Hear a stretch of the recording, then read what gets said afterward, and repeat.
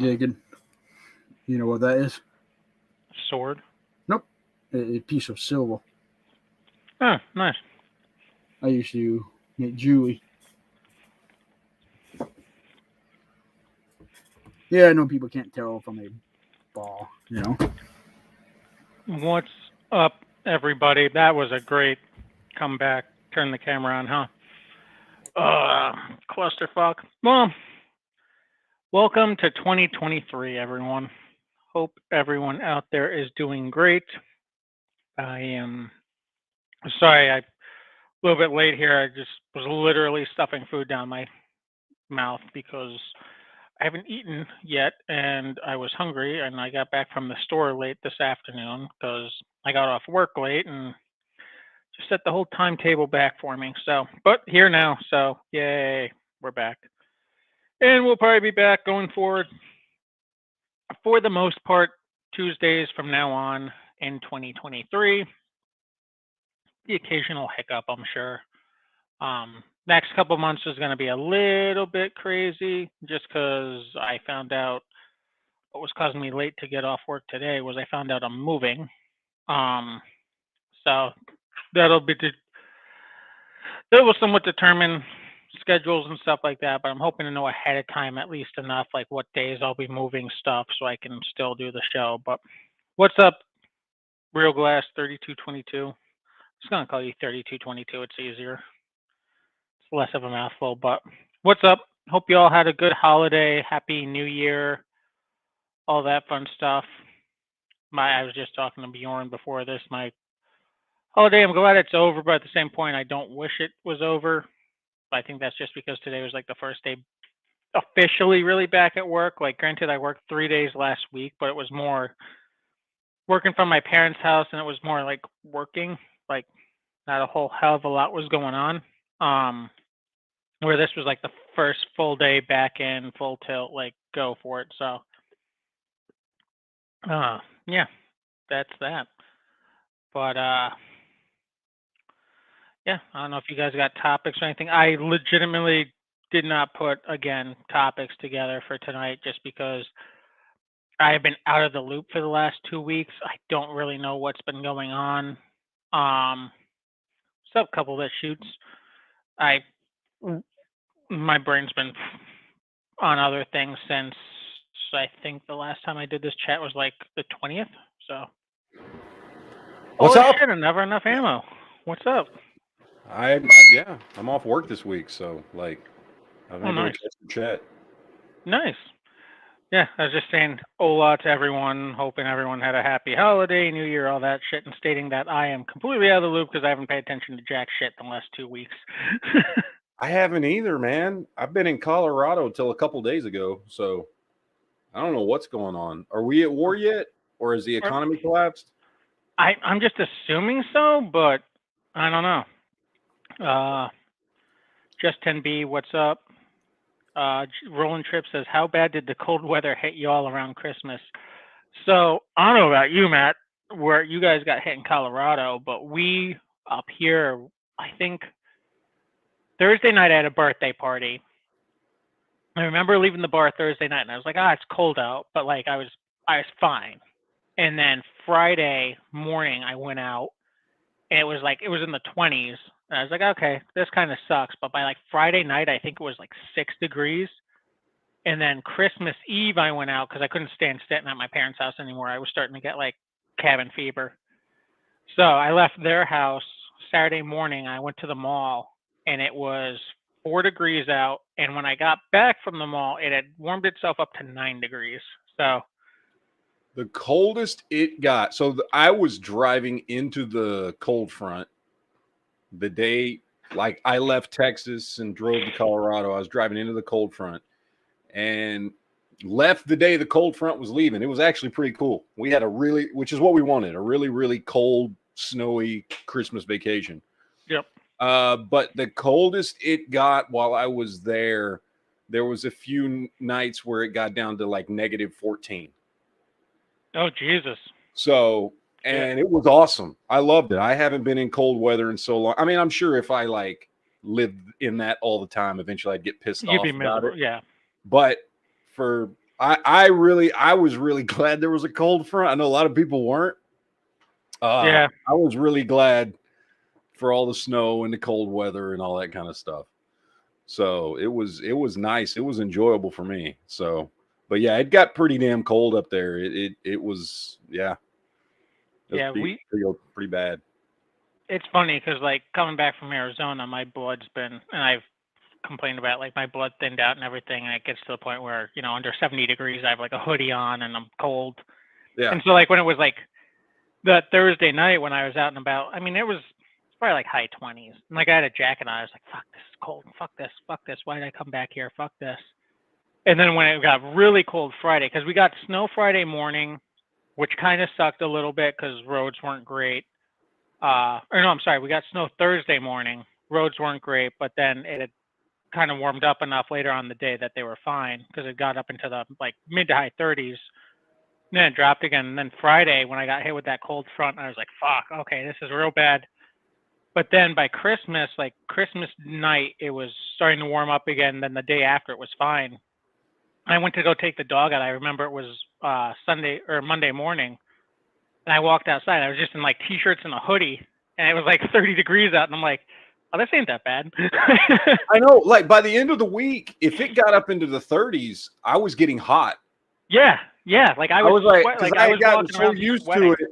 Yeah, just being like close to zero and shit that if it started to dip up into the 30s, I'm like taking shit off and stuff. And but it was nice. I enjoyed it. By the way, apparently I broke your shitty couch. So yeah. Mark, I'm gonna gotta get used to calling him Mark, not Honda, which is weird after 5 years. But so I slept on the couch you built. Okay. For 4 nights, whatever it was. And the first couple nights I slept on it, like it would almost turn into a bed, but it would kind of close up on you a little bit.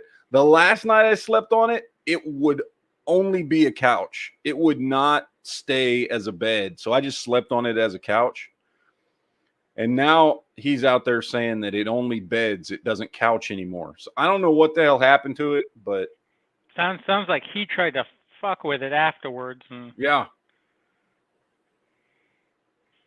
So I don't fucking know, but it was nice. I had a good Christmas vacation, so well, that's good. I assume Honda didn't bring you 4 elk meatballs.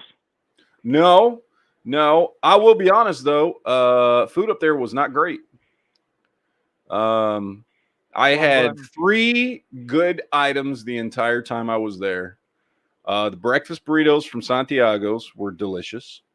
The chicken there was like a spicy chicken sandwich from Blazing Chicken or something like that, which was delicious. And then pizza from a place called Bojo's. Other than that, everything else up there sucked. Honestly, it wasn't that. I even tried that Mexican hamburger that he wanted me to try, and it doesn't sound like it was okay, but like nothing to write home about. Yeah, like it was one of those things. Like it wasn't bad, but like if I never have it again, I'll be fine. Like, nice. But yeah, I mean, I had a good Christmas vacation. I hope everybody had a good Christmas vacation. Same. So, Same. Anyone get anything cool for Christmas or? No? I got nothing. Not a single thing. I got to go on vacation. That was it. I was just telling Bjorn, I was like, my parents gave me money for Christmas, of which I had to buy Christmas dinner, and I had to buy each of them gifts from each other because they were both too lazy to go out and get gifts. So I'm like I bought them each gifts for each other, and I bought Christmas dinner. And then my mom's like, "Here's money for Christmas." I'm like, "Cool, I broke even." She keeps claiming that she's gonna give me money for the rest of the stuff. I'm like, whatever. Like, fuck it. Soulless Ginger Firearms. Send me a link on Discord. That Corey Long. Oh, I sent Corey a... Yeah, that's Corey. He changed his name. Oh, well, because I sent Corey fucking a link on... God damn it. Is he under the same shit under here? Soulless Ginger. No, he's still under Corey on Oh. Discord, I think. Oh yeah. Well, I sent him a link. You should have one. Let me just make sure. Oh fuck. Maybe I didn't. My bad. Who the fuck did I send one to then? I don't know. Okay. Sorry, Corey. Sent you one. I was wondering why you weren't in here. God damn it.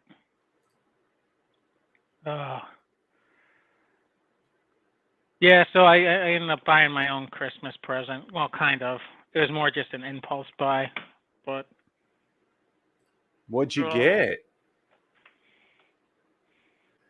I bought. Does it make the sound? It does pretty much make that sound. Yes. So I bought a. Look at that. Tell me that's not Megatron. That's Megatron right there. This is Megatron. You just need black grips on it for it to be Megatron. I could get black grips because this one has a small little nick in it, but it came with an authentic holster. Came with 3 mags, so I couldn't really pass it up. It's a Spree Works. I haven't looked up the serial number yet exactly to pinpoint an exact date, but I ballparked it's like 1944. Nice. So yeah, so I got the rarer of the holsters with it, so that's nice. I got the pigskin holster, so. But yeah, that's what I picked up. Daniel says I carry a P-38 all the time. Man, I would carry a P-38 if I had one. Shit, especially one that looked like fucking Megatron. Yeah, it's the chrome plating on it's starting to chip away in some spots, so I got to look into if I want to get that redone or just have them strip that off and re-blue it. I'm probably going to strip it and re-blue it, to be honest. Bring it back to original. Those are scars from Optimus. That's what those are. Yeah. Battle wounds. Yeah. Dude, that's nice too. There we go. What's up, gentlemen? Corey? What's up, Core? Oh, just having a bonfire. Bonfire? Oh, you putting that new burn pit to good use? Oh, yeah. I posted a couple pictures on Discord. Just out here burning shit. What bougie shit are you cooking over your burn pit? Oh, I ain't cooking shit. I'm just having a little bonfire for me. I it is nice. Fire. It is nice bonfire weather. It's like 30. It's like like high 30s, low 40s here. So that's like perfect bonfire weather. Oh, there you go. Did you build that pit, or is it like one of those like? Oh no, I dug the hole and got the brick and put around it. Nice. Just been burning all kinds of shit and just. Yeah, you're probably right, Daniel. I think it is like nickel plating or something. So I'm debating on just knocking that off and re-bluing it, bringing it back to original. But I think it's awesome. Or I might just get it re-nickeled and bring the nickel back. But good old Nickelback. Yep. But yeah, that was my impulse buy. I wasn't even planning on buying anything. I was just up there and they had it. I was like, for that price, like, when am I ever gonna pick one up for a good price again? So it's just gonna go up in value. If I wanted to resell it now, I could make a couple $100 off of it. So, which who knows? Might end up doing because I'm moving again. So where the fuck are you moving now? No, I'm still staying in Pennsylvania. I'm just moving further up north, up to closer to where my parents live. So further away from Philly? Yeah. Probably smart. Probably it's twofold. Nice. It's one, like, it's probably smart just to get further away from here. But two, also, it's like the amount of time I'm spending up there. I mean, I calculated I spent 9 days down in my apartment here in December. Like, isn't that closer to where your girl lives? That's where everybody is. Like, all my friends are moving back up that way. That's where my parents are. Like, everything's up there. So, wait, what? He's moving to his favorite president's location, to Scranton. Yeah, to Scranton. Yeah. Hopefully not actually in Scranton. I don't want to pay their taxes. A couple that she says, I got chocolate oranges, wall-mounted bottle opener, a DX DX Racer Master Series game chair. That sounds fancy. Some new jeans and clothes. I mean, it sounds like a solid Christmas. Jesus, Mad Mark. Fucking, this is gonna be so weird saying that name. I know. Either Nickelback or Linkin Park. Oh, Linkin Park. Oh no, fuck that shit. I can name more Nickelback songs that I like than Linkin Park songs. I don't know. I'm right there with you. People talk shit about Nickelback all the time, but they only do that because they're so fucking popular and they've been they made so many fucking songs that made the top 10 over the course of like a fucking decade. Yeah. Like, does everybody remember that song from fucking Spider-Man? Come on, that's a great fucking song. Nickelback. I'm not gonna sit there and say Nickelback doesn't have a good. Like, I don't have a problem with Nickelback. I find it hilarious that it's a meme that people just dislike it. I just prefer Linkin Park. I know more. I love Linkin Park. I can just name more Nickelback songs that I like than Linkin Park songs. I think a lot of people. I think Nickelback's had more hits than Nickelback or than Linkin Park has. I would agree with that. Oh, definitely more long-term hits. Yeah, for sure. I just like if I'm cruising down the street or something like that, I'm gonna probably jam out more of Linkin Park songs than Nickelback songs, typically. Have you heard their new song, San Quentin? Yes. What do you think of it? Kind of doesn't have the same feel as them. It's all right. It just doesn't. It's definitely newer Nickelback for sure. Yeah. But I think a lot of people end up lumping Nickelback in with like Creed. Oh yeah. Yeah, which no. I mean, I admit there was a couple of Creed songs I liked because we all did at the time. Yeah, a handful. Well, it's like the same people. Then it got a little much, and it was like, ugh. Same people that are like, oh, I love Dave Matthews Band. I'm like, yeah, cool. I love watching or listening to cats die too. Like, I never got the Dave Matthews Band. Either do I. I don't understand it. Yeah. Everyone that freaks, oh my God, Dave Matthews is coming to town. Cool. I am going to be wherever I can be. That's the furthest place away from that location. Yep. I tell you, my favorite. Go ahead, Matt. No, I was just gonna say I think a very underrated band came around about the same time as Dave Matthews is Blues Traveler. Fucking love Blues Traveler. Yep. I might know their songs. I don't recognize the name. They sing Hook and a bunch of other shit. Okay. The big fat dude. What's his name? John Popper? Is that his name? I think that's his name. Big fat dude's the lead singer. Plays the harmonica. Huh. Might be. Anyway, look up fucking Blues Traveler, and when you hear like Hook or something, you'll be like, oh yeah, I know them. Trust me, you've heard them. I love that scene from Ted. It's John Popper, yeah. Where he says, "Oh, you can sound like any of the '90s bands," and he starts singing Creed, and you know what I'm talking Yep. Mr. Jixter says, why do all Nickelback songs start their lyrics on the first note? That's what really pisses me off. It's just their MO. It's what they do. But yeah.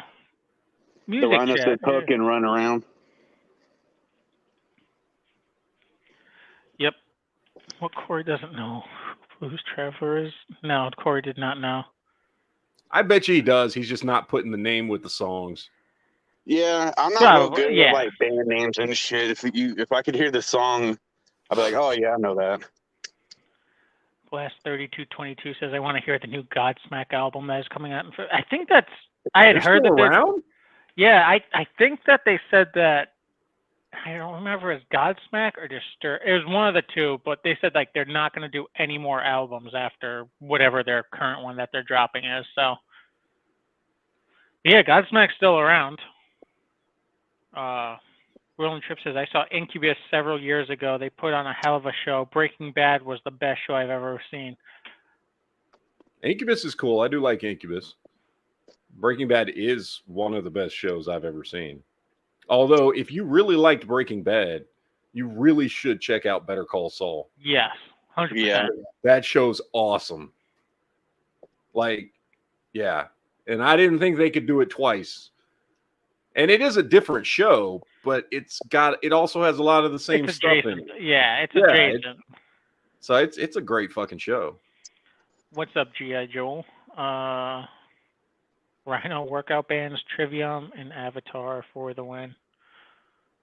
Look at this graph. Breaking Benjamin was good. I mean, Breaking break I first heard of Breaking Benjamin. I'm trying to think if I think it was their Halo song. the was Halo first sound. time. That's where most people found out about Halo them. Yeah, 2. Halo Yep. 2, man. I Yeah. only knew about them because they're from Wilkes-Barre, which is just the next town south. Well, next city south of Scranton. So. Yeah. I love Diary of Jane. That's a great song. Yep. It was Good great song. when they used to play because even back in like 2006, 2007, like they were popular, but they hadn't like peaked in popularity, I guess, Yeah. yet. So like they would still play like local-esque shows and stuff that you could get to pretty cheap, and now it's like insane. But what fucking Mark say? You guys know nothing. Gore is the best show there is. If you ever have the chance, I've never Gore. been to Gore. Gore is I don't know. I kind of always looked at Gore like a joke. Like, I mean, I know who Gore is. I've seen their stuff, not in concert, but I'm just like, nah, okay. I mean, Yeah. it looks like it would be a fun concert, but I just really don't, you know. I think the I've most only ever been to one concert in my life, and it was Fall Brawl 2005 in Arlington. And More than the one headliner was, concert? huh? Only one concert? Yeah. What the shit? It was the headliner was Stained, and they had POD, Taproot, and Flyleaf. Oh, that's a good lineup. that is a good lineup. Yeah. It was a damn good show. Stained played for like 2.5 hours. They were fucking passing joints all around, and the lead singer of Taproot pointed out to someone that was smoking a joint and said, "That's fucking awesome by me." And did y'all still get Edge Fest up there in Dallas every year? Yes, as far as I know, yeah. Dude, Edge Fest, we used to go to Edge Fest every year throughout the entire decade of the 90s. And that's where, dude, because it's like 20 bands. It's an all-day festival. You've got the main stage. You've got a side stage. Like, There's like the I've prerequisite to like Warped Tour and stuff, right? Yeah. I mean, It's Edge Fest, I think, started in 91, if I remember right. And yeah, I mean, we saw just fucking every band of the 90s you can possibly imagine. It was That's great. awesome. I used to love Edge Fest, man. It was fucking fantastic. Yeah, I'm trying to think like the best cons because I went to a bunch of the Warped Tours and those were always fun, but I don't know if there's ever one that like secured best. I did a Mayhem Fest once. That was like Slipknot, Godsmack, Disturbed. That was a really good show. Oh, it sounds awesome. And then like on the flip side of that, like some of the country concerts I've been to have been really fun, but that's just because you're also tailgating all day and like it's a different vibe. So it just depends on what vibe you're going after, really.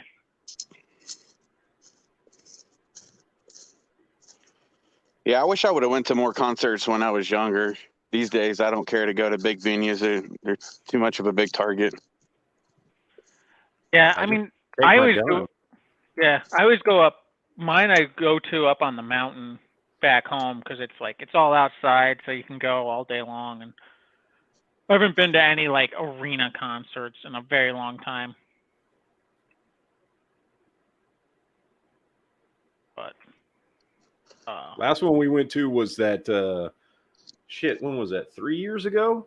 It was before COVID. So I think it was summer of 2019. Me and my wife went to that what was the fucking name of it? Anyway, it was a 90s. I remember you posted on Facebook about it, yeah. Yeah, it was like a 90s theme, and they had CNC Music Factory and Vanilla Ice was there, and like all kinds of fucking hip hop shit from the 90s. Like Salt and Pepper was there, and like it was, I don't know, there was like 10 different groups there. I can't remember who all was there. It was great, man. It was fun. It was a bunch of old people like me and my wife. You know, we're all in our 30s and 40s and shit because kids don't give a shit about that music today. It's called I Love the 90s Tour. That's what it was. I Love the 90s Tour. It was great, man. I love that shit. That's the last time I went to a concert. Yeah, what did Mark say here? music festivals are the thing these NPC kids are all into. These, I mean, music festivals are awesome. I just don't have the time to dedicate to a music festival because, Yeah.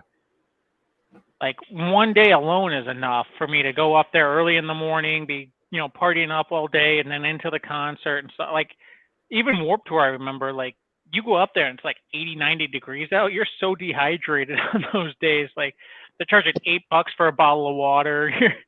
Yep. Jesus. Yeah, I remember. So it's funny. So Warped Tour used to be sponsored by Monster Energy Drink. So you would go up there, and as like a broke college kid, they had the main stage, and then they usually had 2 or 3 other stages you could go to that were like smaller end bands. And you'd be up there all day long. I remember a couple times, like it was like in the 80s, and you're just sweat, like you're soaked, and you're trying to buy a bottle of water, and it's like $6 per bottle of water. Or you can go to the Monster Energy booth, and they'll give you free Monster. So you're just chugging Monster Energy. It's like getting sugar and fucking caffeine highs while like out there dancing and mosh pits, sweating your ass off. Like you felt like death the next day. Like it sucked. And half the time Well, you're getting Monster like Energy is demonic, so yeah, that and makes sense. half the time you'd see people get like knocked out in a mosh pit, like bleeding all over the place. It was always interesting. Oh yeah, the concert I went to, there was one guy that actually got thrown out of the venue because he started a fight down there and ended up getting his ass whooped and had his nose broken. Blood was fucking everywhere. It was awesome. Yeah, I remember the last Warped Tour we went to. It was, man, it must have been like 2011, 2012, maybe. I would say 2011. And A Day to Remember was on the main stage. They were the last band going up on the main stage. And I remember this one girl, like, she jumps up on these people and she wants to, like, dive off into the crowd and have everyone carry her. And you saw everyone just sitting there like, I'm not doing that. Like, no, not going to happen. And she climbs up and they're like, we're not catching you. And I remember them yelling, like, we're not catching you. And she dives backwards and you see people, like, step aside and she just, boom, like, hits the ground and just nothing. And we're all like, oh, fuck, she's dead. So, like, they have everyone, like, run over. They're checking on her. They load her all up in the ambulance. She's all wobbly and everything. It's like, they fucking told you. That's fucked up. But hey, she was warned. So Yeah, she was warned. Like, ain't no one fault but her own. Dumbass. Yeah, Woodstock 99, $12 waters. Yeah, no thanks. Jesus. That's insane. That'd be cool if we could all meet up somewhere and all go to like a big fucking concert or something. Yeah, That would be interesting. I'm trying to We think could all like start a fucking mosh pit. concert prices though these days are absolutely fucking nuts. Like I remember when I bought like Warped Tour tickets or even like Mayhem Fest tickets, like you would get tickets for like, all right, $25 or something. And like you'd get like lawn tickets, like $25, you get lawn tickets, like you're fine for the entire day. Now, like, I remember I went to a country concert over the summer, and for lawn tickets, they wanted like $55 a piece to fucking stand on the lawn. It was insane. And that was one person, well, one person, his like opening acts playing, right? It wasn't like an all day festival type thing. And then like some of these other, like I looked at the, like Blink 182 tickets, they're absurd. There's that concert in Las Vegas or whatever that was all like those 90s and like early 2000s like punk rock bands. Forget what they called it. Those tickets were asinine. I was looking at another like country concert over this summer that's out in Atlantic City. It's like a 2-day event. Those are like starting tickets are like almost $200 a person. Good God. Yeah, it's like what the fuck? Like I don't know if it's just like post-COVID, like everyone's trying to make their money back quick or what it is, but it's probably. nuts. What kind of country artists do you see in concert or have seen? So I've seen, I want to go see Morgan Wallen this year, but we saw Travis, Jesus Christ, what's his last name? Why am I? Travis Tritt? No. I cannot think. It'll come back to me. Dierks Bentley was the last country concert I saw. Oh, that's cool. Yeah, yeah. I've seen a couple others over the years. Like they all just kind of blend in together after a while, but Yeah, no offense or anything. You just didn't strike me as someone that would like country music. it's more just like honestly, the most fun of it is partying up with a bunch of rednecks like beforehand for hours, like because Oh hell yeah, when you yeah. like when you go to like the rock concerts and stuff like that, people tailgate, but it's like okay, like like some people pass around beers or whatever. Whenever you go to these things, like people have like kegs in the back of their trucks. People are like, there's always like some good old boy that shows up with like homemade moonshine and like there's always multiple people with like grills, and there's a guy that has like a old septic tank that he turned into a smoker that he's hauling behind his truck. Like, we know how to get down. yeah, and it's always like, and you're always just trading stuff. It's like the last one I went to, Dirks Bentley, I brought the stuff I make called race gas, and it's just in a 5-gallon gas can. And I brought that, and we had a little grill that we set up and stuff, and we're making hot dogs, and like people are coming by like, oh, I'll trade you this for some hot dogs, or oh, you got race gas, I got this, and it's like you're just trading stuff around. It's just a bunch of fun. People are paying, cornhole, and you have horseshoes set up and all sorts of stuff. It's just fun. So like that's more the fun aspect of it. And then at the end of the night, you're like, okay, now I can go into a country concert and listen to some country music and hang out with people, and there's usually a bunch of chicks wearing short shorts, and so yeah, it's fun. Rhino says going to see Jackson Dean in the spring. He's got a song on Yellowstone. Oh, really? Okay. Sweet.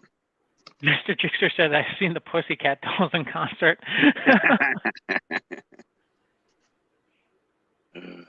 I'm going back here. Yes, Daniel, you should. What did Daniel ask? Should I buy 3 Cavalry Carcanos for 125 beans each? Yes. Oh, yeah. Why not? Yes. That's cheap as shit, dude. You're not going to 100%. find a bolt-action rifle cheaper than that. No. Hell no. He said he bought like all the Glock 37 barrels from somewhere the other day. Asked him if he was going to send you some. He should take all the barrels and like make them into like a Freddy Krueger glove. Right. Rhino says he tailgated an A7X and Korn concert. So my bosses went early this last year to a Korn concert. They said it's one of the best concerts they've ever seen. Oh yeah, I fucking love Korn. I grew up with Korn.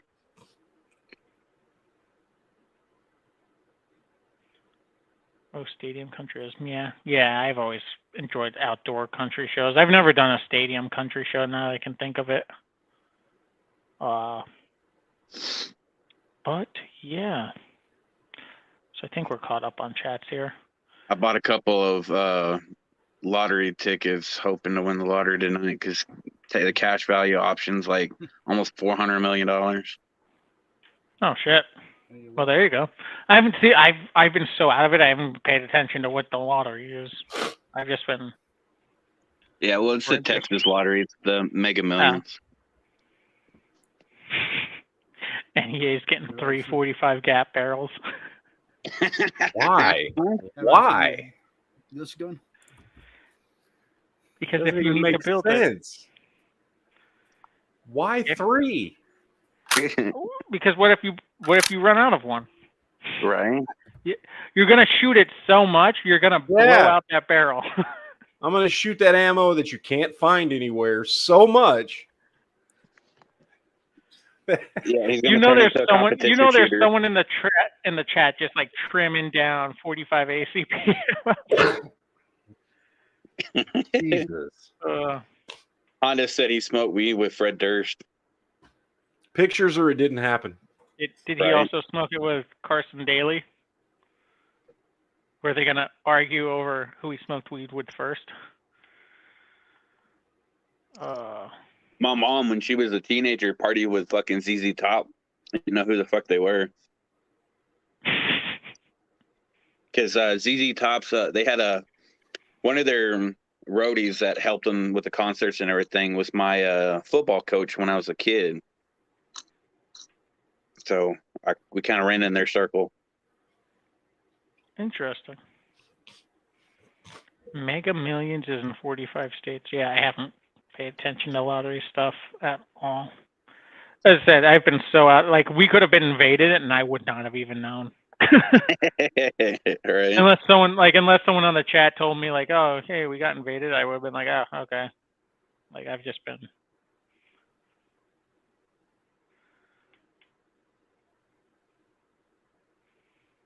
There you go, Honda. Good. You caught on.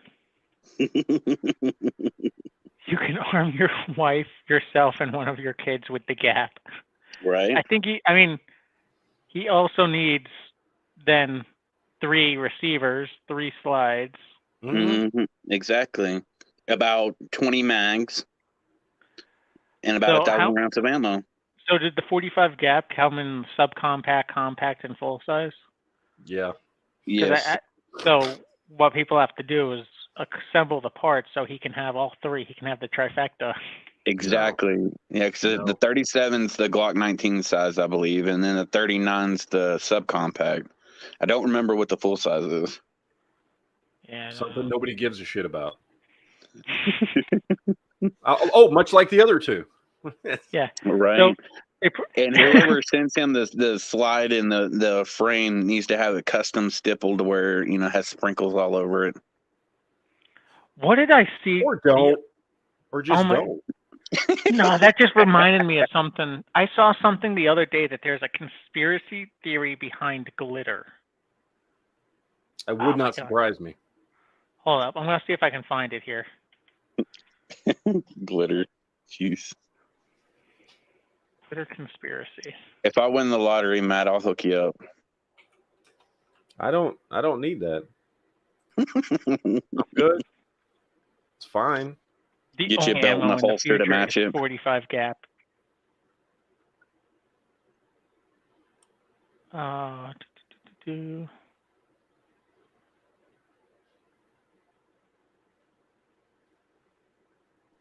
Shit, Daniel said he bought all 39 45 gap barrels. In existence. 45 gap is like, it's like the SKS of the 90s. Like, they just give them away when you buy something. Like, here, take this. I don't want it. Yeah. Yeah, when he posted a picture, I think the barrels were only like, what, $30 a piece? No, I don't doubt that. Which I don't really understand, because isn't 45 gap this? I mean, I don't know the ballistics, but wouldn't you be able to use a 45 ACP for a 45 gap? Because it's the length of the cartridge, it's not the diameter.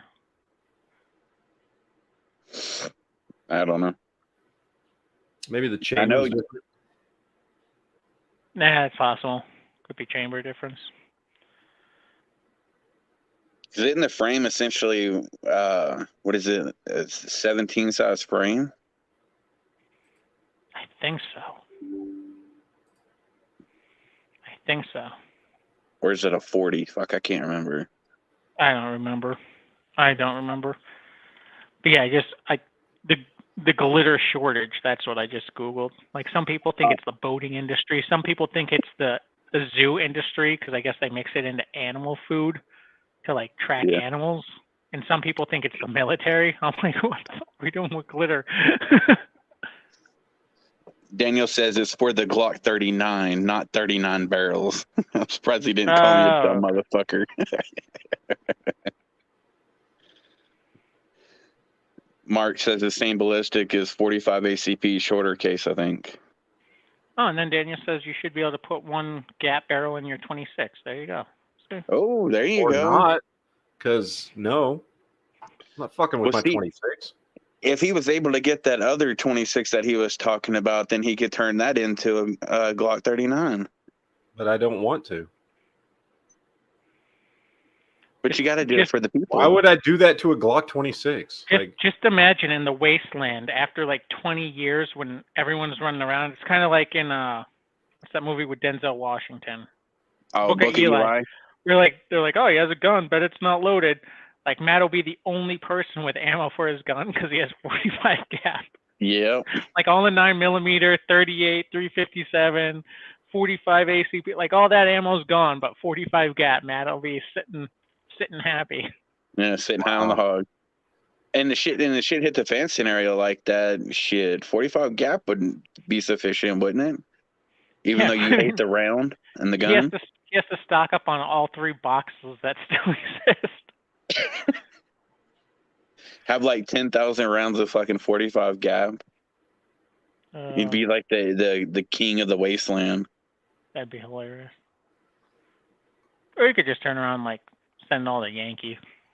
Just fuck with the Yankee. What does exit 343 say? Glitter was invented by women to know if their husband has been to a strip club. I mean, that makes sense. Possibly. Glitter is horse shredding.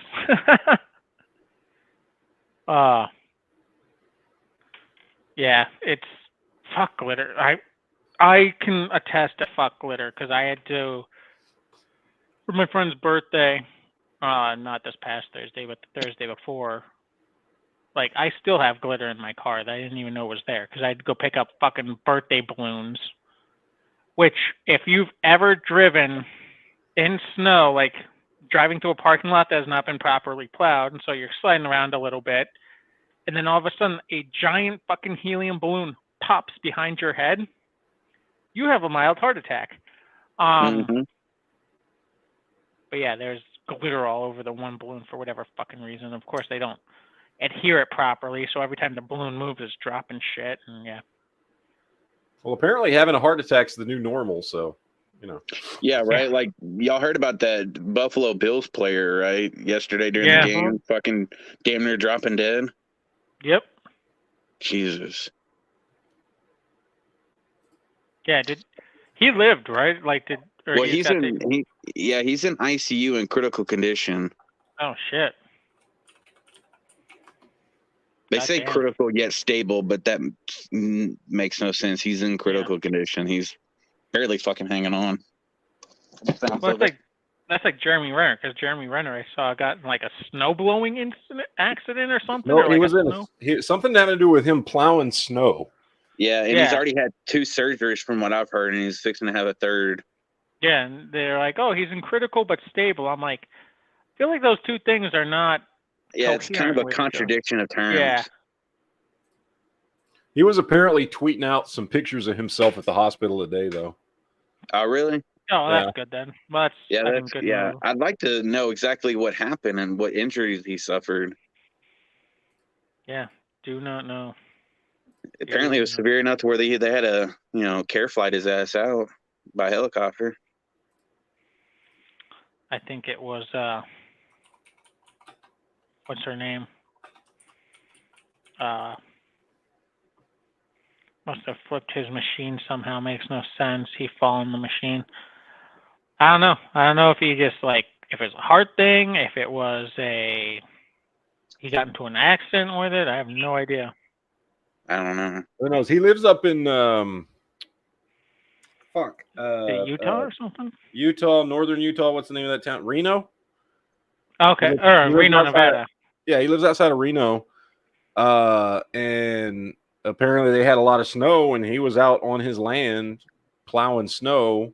I don't know, a big snow plow. I don't know what. Lead-Laced Anarchy just said he got into one of those things like the snow plowers from The Shining and it rolled on him.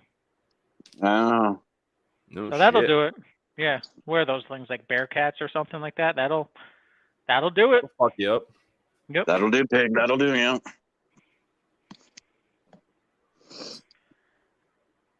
If you want to see something funny, go to YouTube and look up Tug Toner. I'm scared. You gotta share it. That shit's fucking hilarious. That sounds like a porn. Yeah, I'm terrified. It has to do with, you remember the shake weight? Yes. Yes. It's along that line. It's fucking hilarious. It's nothing pornography or anything like that. It's just funny. That's what he's saying now until you pull it up. And it's no, I promise you, I'm not like that. Hold up. Let me see here.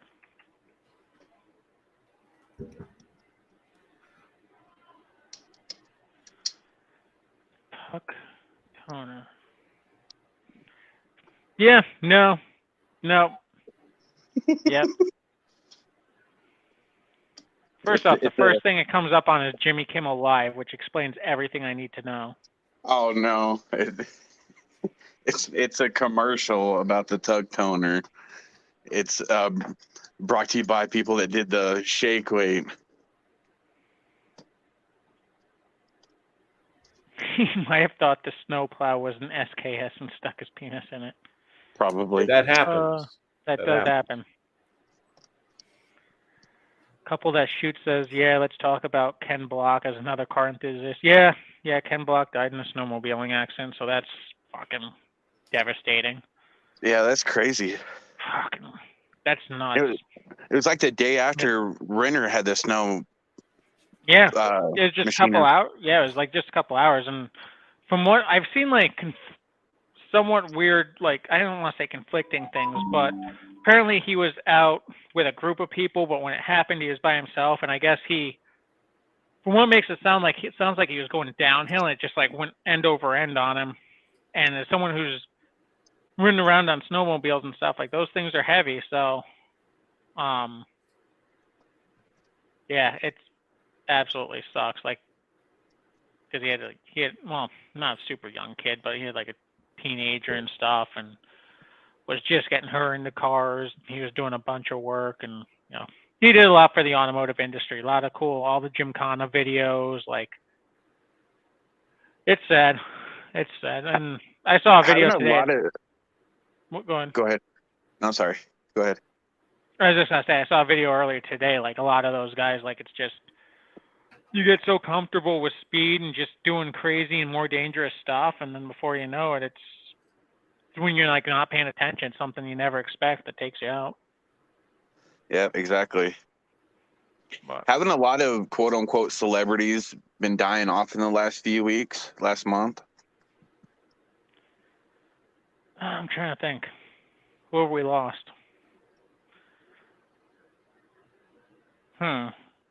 Again, like I've been like the last 2 weeks of December don't even count because I don't even know what the fuck happened there. I mean, I know we lost Voice of Batman earlier this year. That was like a month ago, right? Yeah. It seems like every time we turn around, we're hearing someone's either dying or almost dying. Yeah, he was doing that series building their first car. Oh yeah, Barbara Walters. Okay. Yeah, I didn't care for Barbara Walters, so. Yeah, not many did. I honestly was surprised she was still alive. Exactly, that was what I said. I was like, damn, she was still alive. Yeah, I didn't even know. I mean, you think about it, though, like, granted, I know I'm like, younger than Matt, I'm younger than you are, Corey, and stuff, but even then, like, the people that I idolized growing up, like, they were in their 20s and 30s, when I was little kid, 10, 20, add time on, like, they're getting older now, and for you guys, it's even older, so it's just, that's what happens when people get old. Duke wants in. Oh. Dukey Duke. I sent him a link. Yeah, he says he's waiting. Is he there? I don't know. Oh, hold up. Let me see. It's not letting me scroll down to him. What the fuck? Yeah, he's in the back chat or back page. Fuck, I can see him. I just can't get down. For whatever reason, my screen's hold up. There we go. Can you dig it? What's up, What's up, Duke? What's up, guys? What's Long time no. Yes. What's going on? Yeah, what's up, bro? Yo, chilling. As a person who's flipped a snowmobile, I'm just saying, those things are horrible. Like, I mean, it's fun, but like you said, it is easy to forget how fast you're going and how dangerous of a machine that is because you're like floating on this white bed of snow. And I wasn't even going that fast, and I flipped it. And I think it scared me more than anything. I didn't hurt myself. I was worried about messing up the machine itself. But it rolled on top of me. And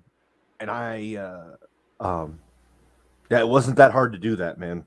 So Yeah. yeah, I've rolled them on dangerous. top of me at low speeds, and then I've thrown myself off of them because I've been like ripping across the field and like, oh, let's see what happens if I cut it really hard. And you cut it really hard, and you're just like, next thing you know, you're going this way, and your snowmobile's like driving off this way. You're like, huh.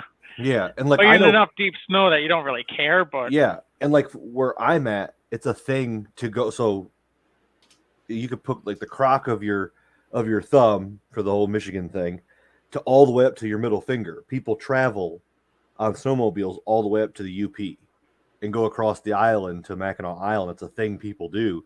So like long trips on, big long stretches in the woods where there could be a log or a branch that's hidden by snow.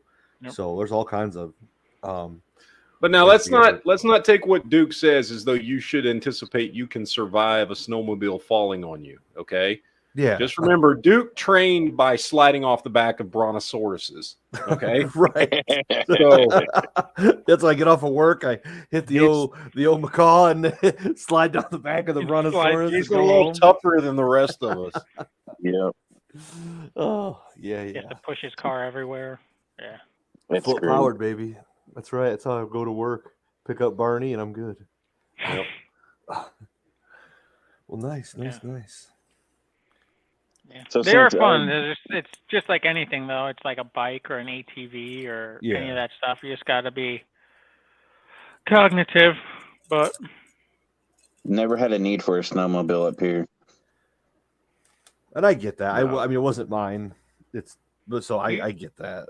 we had them when we were up in Vermont because where my parents had their house up there is like a really remote town. I think maybe 30 people lived in the whole entire town.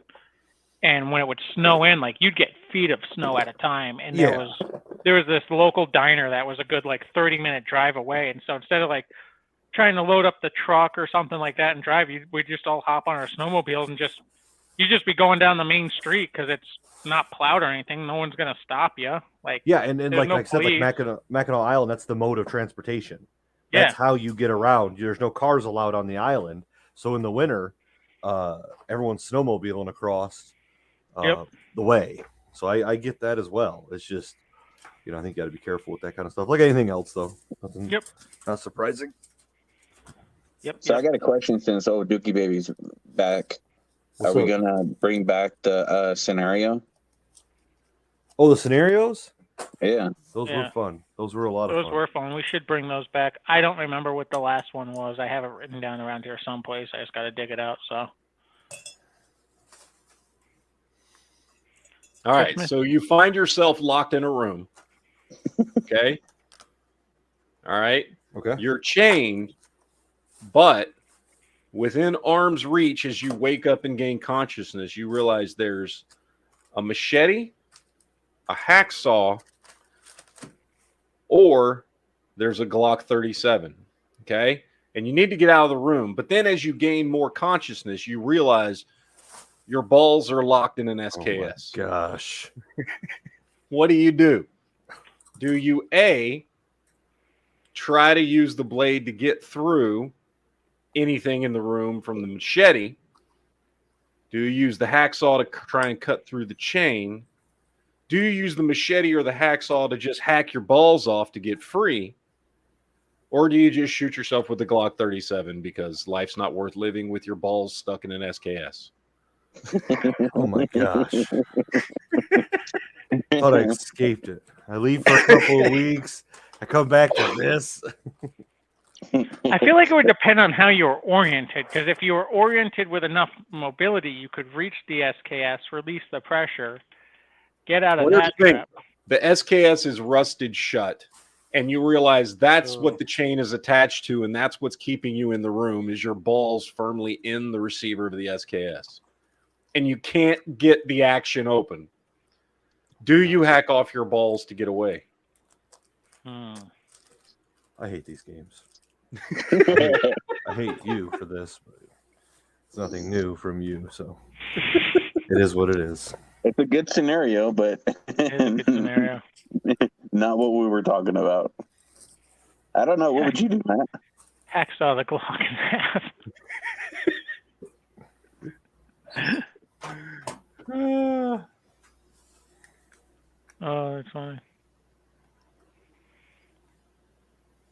was I seeing here? Oh, Christmas Day, some tourists walked out on Lake Mary thinking it was frozen Roundup falling through the ice and dying. Huh.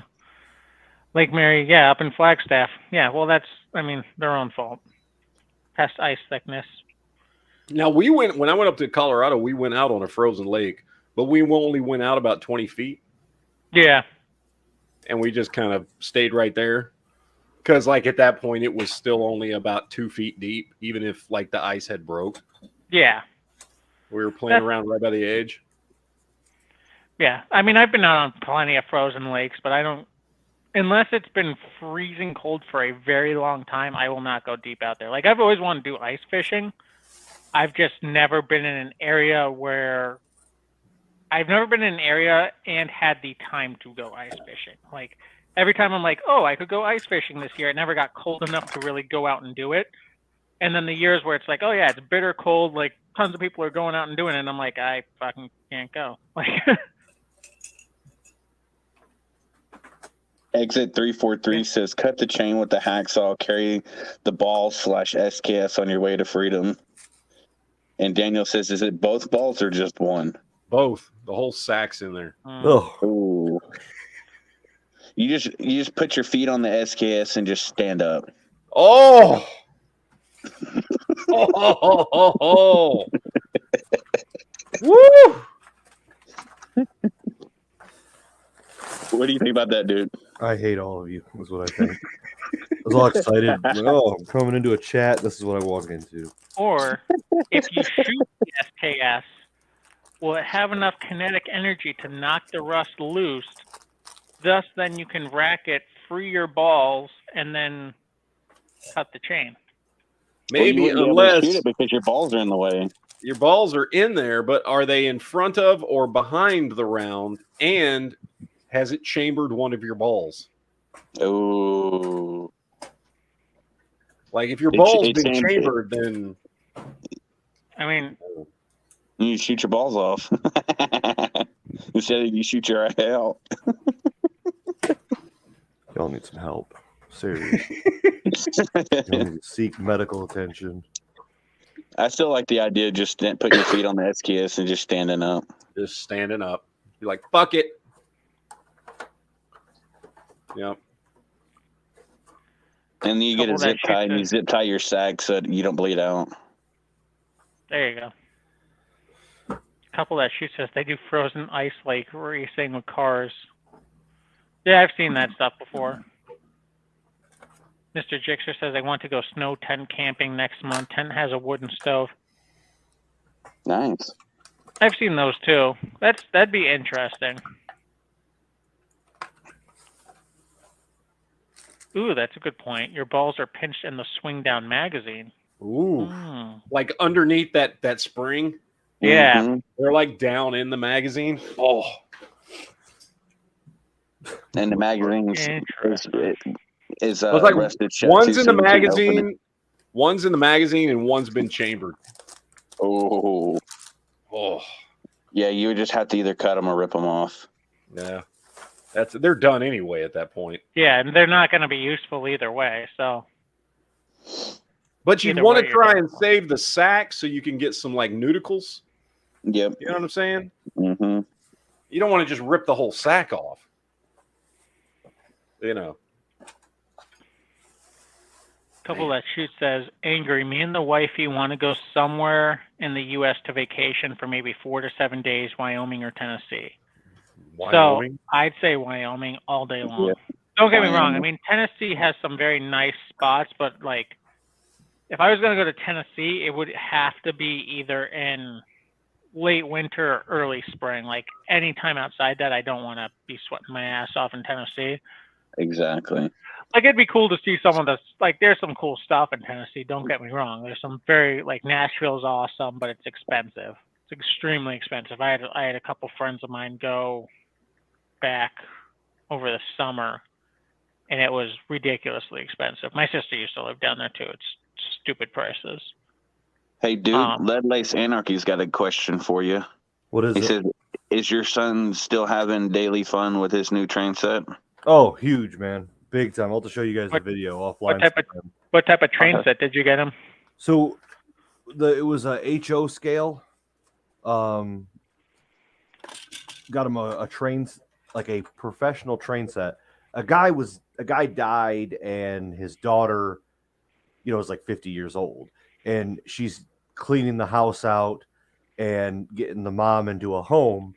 And this guy had a professional, I think it's like 6x14, huge professional layout of a train set. And so my dad and I went and got it with a U-Haul, brought it and got it in our basement, and then in my basement, and then he rewired it and got it set up. And she's like, "Oh yeah, just take those boxes." And it was thousands of dollars worth of trains. Shit. Because what you don't know is that these HO model trains are hundreds of dollars a piece, like the actual train engines, and then the box cars are like $40 and $50 a piece. And there's 26 box cars and 8 or 9 trains with houses and buildings and supplies, and I'm talking like unopened stuff. So anyways, I got that all set. So Christmas morning we got him down there, and he's been loving it. We've gone down there every day, pretty much almost every day since. Nice. My dad got him like a cool like little control station where he's got all the switches. Yep. I really thought at first you were gonna say that she like trapped his soul in the train, and but no, it's my I had when I was growing up, my babysitter, her like she was a good friend of my parents and stuff like that, and her kids, their grandfather, I forget if it was on her side or if it was on her husband's side. He had his basement set up like the same way. Like he went into his basement, and it was, I remember like the first room was like where they had like the water heater and like the washer dryer and stuff. And then behind this curtain was this huge room, and like you had to like duck underneath the train set, and then you were like in the center area, and he had all the switches set up, and like all around him, like he had towns built up, and like over here was like a rail yard, and like over here was a city, and like he had all these different trains and stuff. Like the amount of money that went into this thing was insane. It was the coolest thing ever. Yeah, I mean, it's almost perfect, and we'll have some time to work on it together as the years go on. So I'll be right back. Duke has to get him like a train with a big bertha on it, with a big cannon. He's also he needs to get him like a little conductor outfit with the hat. Yeah. So he can like get. Yep. Did I understand right? Duke said he took his son to the train station. I think so. I think he said he took his son to the train station. I mean, I think Duke's a diesel. Ooh. Duke is a dirty little diesel. Couple that shoots says, angry, not worried about money, but I know Tennessee has Tail of the Dragon, but I've never been to Wyoming. I don't know what there is even there, to be honest. I mean, Wyoming, you have all your different ranches, and I mean, you can go out. There's tons of hiking places. Like, Tail of the Dragon's cool from what I've heard, but like, it depends. Like, if you're just going to go out there and, if you're bringing something to drive Tail of the Dragon, cool. But if you're just going to be like, oh, I have a, Ford Focus or something, you're probably not going to enjoy it as much. And like, I mean, don't get me wrong, Tennessee also has like Nashville and a bunch of other stuff too. But like Wyoming, I'm just thinking from a standpoint of, it depends on what you want to do. Like, you have isn't Yellowstone Wyoming? Yep. Yeah, so you have Yellowstone. You can go see Stargate Command. Yep.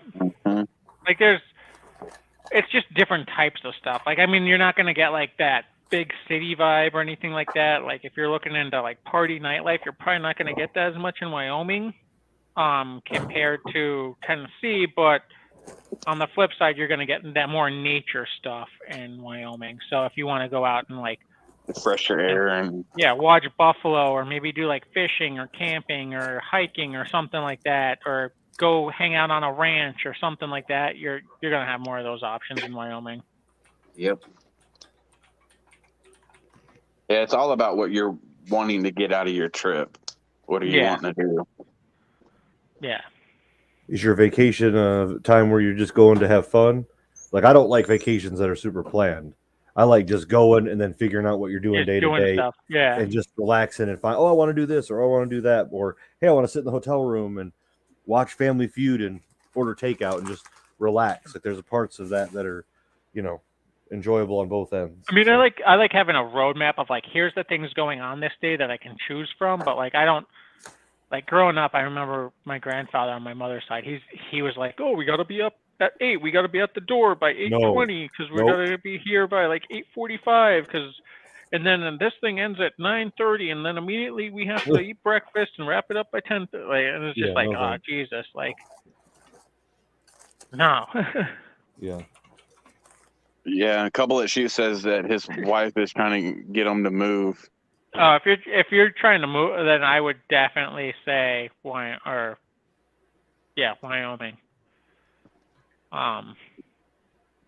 Because I would still stay with Wyoming as well. Yeah, just I mean, price wise, it's going to be cheaper. You're going to get more bang for your buck. Again, it depends on what you're into. Like if you're more of those people that you need connection to society, you need to have a major city nearby, things like that, then Tennessee is going to be the better option. Plus Tennessee, you have the options to go down to Georgia, Kentucky, yada, yada, yada, a little bit more access where Wyoming's a little bit more distant, but Wyoming, you're definitely going to get that distance away from people. So, but. Or you could just move to Idaho. They only have one gun law on the books. I forget that Idaho's even a state half the time. Like no one thinks about it unless you mention potatoes or like. Exactly. I just couldn't believe it when we found out that they only have one gun law on the book. I didn't know that either. And I believe, if I remember correctly, it's that you can't carry on elementary grounds. Middle school, junior high, and high school, I guess you can, but just elementary, you can't. So it's got to be a relatively new gun law then. Because that stuff didn't come out for a while. It's not like that's new. You know what I mean? That's not like an old law. That's probably something that came out in the last 20 years. Yeah. Probably. Daniel says Wyoming ain't cheap. I'd have to imagine it's cheaper than Tennessee. Again, my picture of Tennessee is like Nashville area. That's the Tennessee I know. I'm sure like you're, Justified, like backwoods Appalachian Tennessee, like probably, yeah, that's definitely cheap, but that's also a lot of meth. Yeah. All the Cali's Unless moving you're to into Wyoming. that sort of thing. Yeah, I mean, if you're into that type of thing, then that's whatever. But all the Cali's moving to Wyoming. Maybe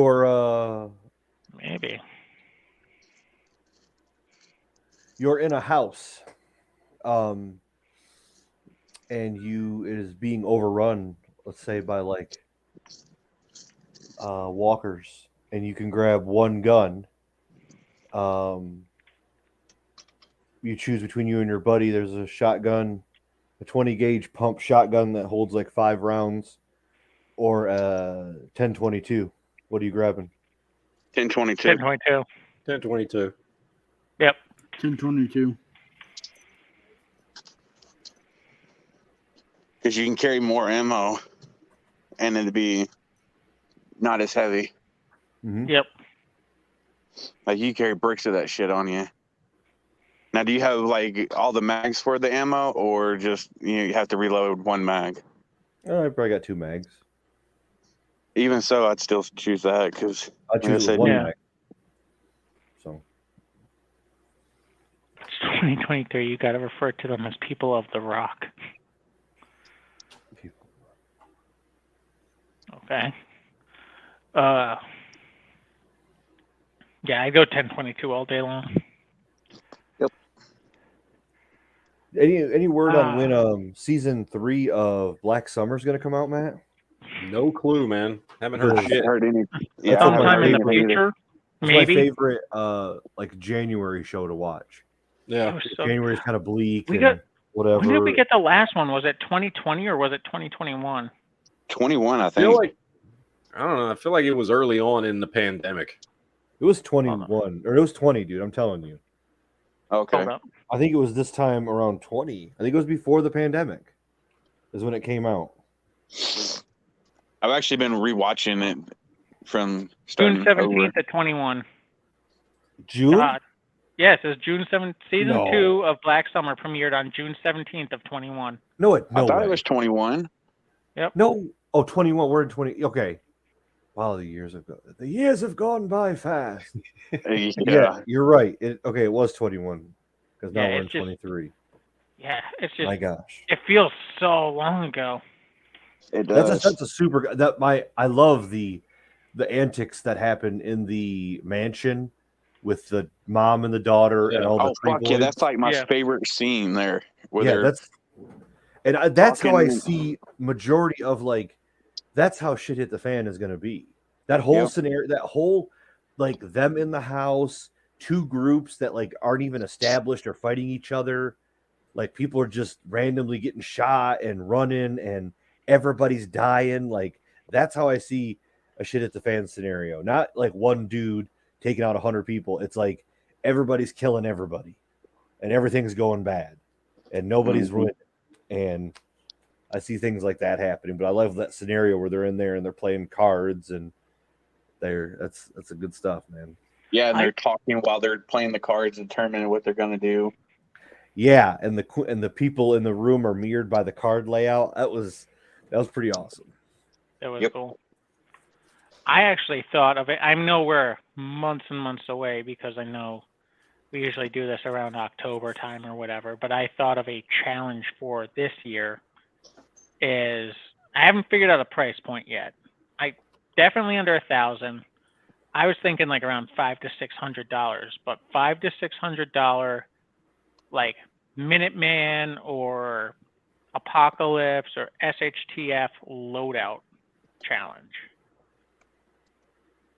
Like what you would wear?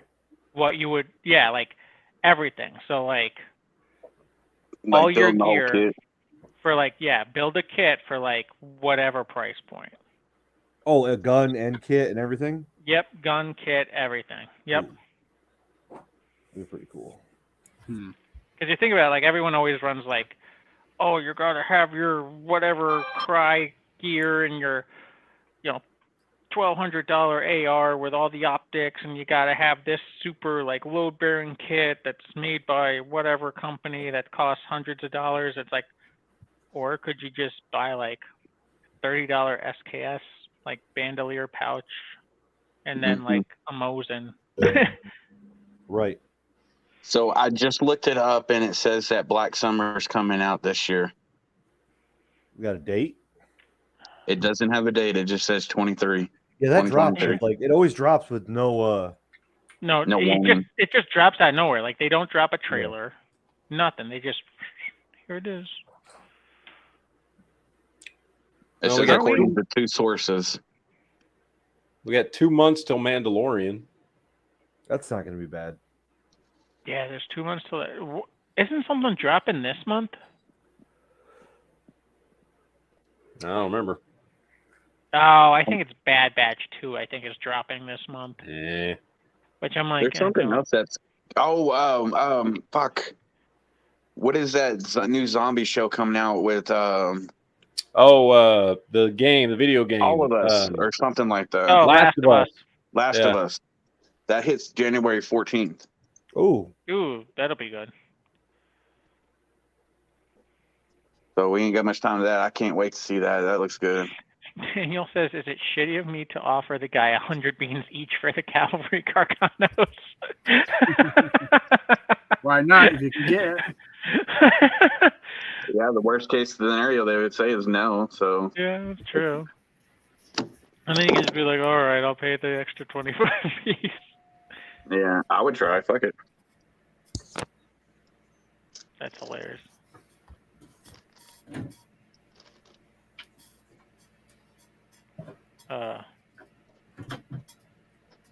That's funny. Yeah, I'm gonna definitely watch Last. I am not huge into the lore. Like I know a little bit about the story, so I'm curious to see how they go on it. But I just get so antsy. Like ever since they butchered Witcher, everything Witcher.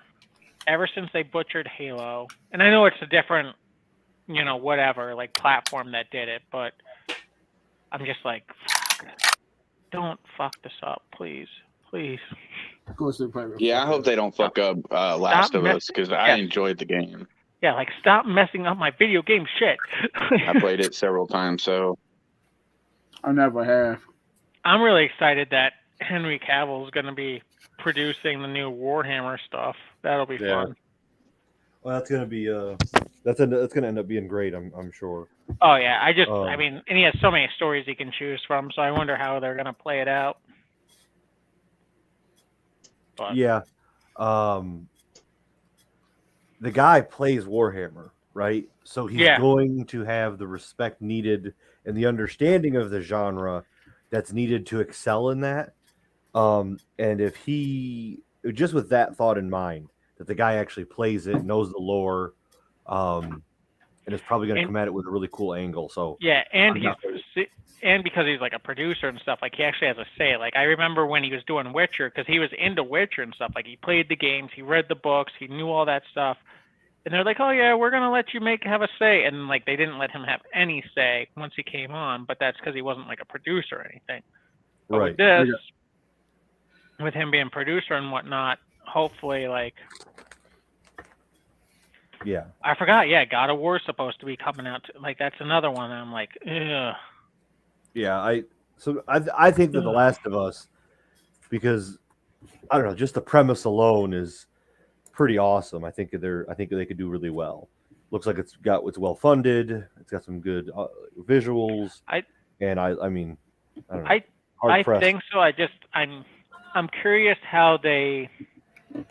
I hate to say it, but just with so many of these shows, they woke them up. So I hope that they don't do that with that show. Mm-hmm. I don't think they're going to, just from what I've seen so far.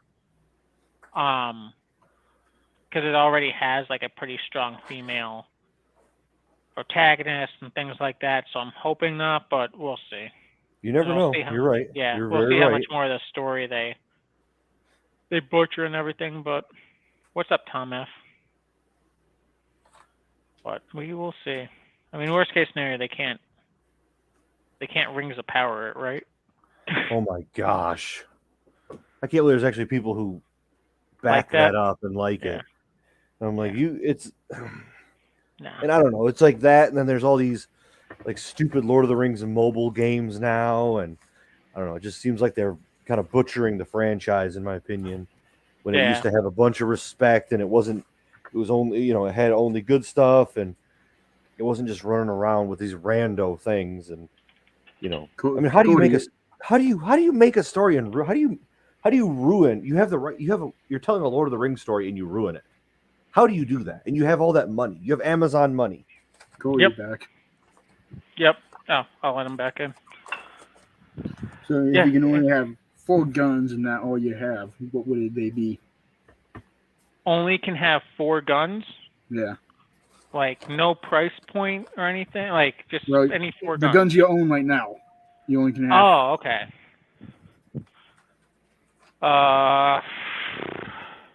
Guns I own right now, only 4 guns. Could be anything, pistol, handgun, whatever. I'd say my Glock 17, my AR carbine, my Maverick 88, and probably my Savage Access. I think that would be my top 5, or my 4 guns I would choose. How about you guys? I would go with my go-to AR, my Glock 17, my Mossberg 500, and probably just because of the ammo, I would lean towards my 308 bolt gun instead of my 30-06. I would take 2 Glock 19s, and I would take 2 of my top tier ARs. So that I had two loadouts. I could have a loadout on me, and then I could have a loadout somewhere else. So I always had the duplicate of what I had. I do like that answer. I would just stick with that because, I don't know. There's more and more of me believes. Like, am I do I need to have my mindset to prepare for the end game? Like, I'm not really trying to go doom and gloom, but like, is that what if I truly believe that is what's we're headed down a very rough path? Should I be getting myself completely ready for self-sustainment, like on a long-term centerfold? Like, I just, that's my concern. Like, is that going to need to be important? Should I just get like this 2 of the same gun out of everything, so it's all universal and it's all self-sustaining? I don't know. There's parts of me that get freaked out about stuff like that. I like that answer from the standpoint of, like, I think about it, if I can only keep 4 guns, right? But what if I need to load someone else out with a loadout? Like, then if I bring, you know, an additional AR and like my SIG or something like that, then I would have to say my Glock 21 or 19, whichever. Mossberg 500. My SKS. And then probably go to AR. Don't sleep on the SKS. I like that. That's a. I mean, something good to, choice. you know, trap nuts in. Yeah, exactly. SKS is always a great one. It's an interrogation tool. Yeah. Well, you got to have something to have fun and pass the time, you know. Yeah, I just my concern is I think the AK has really lost its place in the past year and a half. I really think it's just been toppled by the AR. At a time in which we've talked about this before, where I believe that it was a better option for a prepper, for a budget prepper. It was a way better option for years, and I think that time has passed. I think it's passed because ARs are $200 cheaper than you can get for the basic AK that you would want to trust. You can get it for $200 cheaper, and the ammo is now pretty much, for a majority, it's almost the same. Where AK ammo used to be dirt cheap, it's not anymore. And so because of that, I think the AK is somewhat, I mean, not for us old school boys who have, you know, maybe a little bit of a stockpile of 7.62, but just it doesn't make the sense that it made even two or 3 years ago to be like a really good platform for prepping on the budget. I'd agree with that. As sad as it is, I wish it wasn't the case. I just would have a hard time telling someone, yeah, if you're getting into prepping and you're wanting to start a loadout, like, I would have a hard time telling them go with an AK and then go with the ammo. It's an option. You can do it, I guess. But I would just say for the budget wise, you can save $200 and get an AR, spend that $200 on ammo and go shoot it and go train or go, you know, or stock up or, you know, things like that. It's a hard argument to make. And they're inflated. AKs are super inflated right now. Oh God, yes. Not Palmetto State Armory. They're $600 and up, which are great. But all like these Wassers, and people want $900 to $1,000 for Wassers, and all these like build kits. Like a guy was selling a RPK for like $1,900. Like, it's not worth that. I get that there's a shortage of them, so the market is up. I understand that that's what they're going for in a sense, but it's not worth that. Not worth $1,900 for an RPK. Yeah. No. So no. Buy 3 ARs. I mean, I agree. It's like FN ARs. You can get the FN barrel ARs right now for like $600 with no lower, or 600 beans, and then for the lower you just get a lower. So there's all kinds of things that I would much rather do than that. It's a sad turning point. Hopefully it changes. Maybe the Russia collapses and they sell all their stuff and the market's flooded, or PSA starts producing steel and it goes back down to $5-6 a box for 20, and it's an option again, you know. So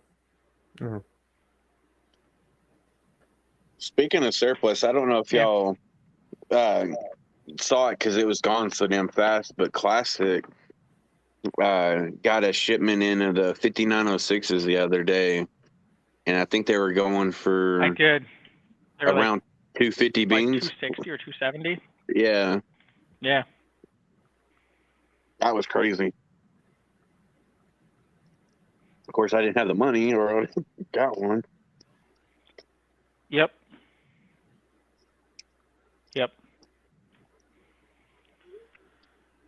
Yeah, I agree. I mean, don't get me wrong. I still love AKs. I want to get another AK. Clearly, after I move and pay off some of my recent firearms purchases. But yeah, it's gone are the days where AKs are a viable, in my opinion. I shouldn't say a viable alternative because they're still a viable alternative, but a contender. I think they've lost their contender spot. Yeah, for the same budget, especially for people that are getting into semi-auto defensive rifles, like there's just not a lot of options. Now, granted, can you still find some out there like PSAs, AKs, and stuff like that when they come available? Yeah, absolutely. And in which case, those definitely a contender. But like outside and if it's of what that, you want, if it's like, hey, I want an AK, like I don't want an AR, Yeah. I want an AK, then I get it, and it's not a bad thing to add, in my opinion. I think you gain a lot from the 7.62 round. I like the 7.62 round. I think that if you're performing certain operations, I think it works really great. But I don't, like I said, I don't think it can't be where it was at. Yep.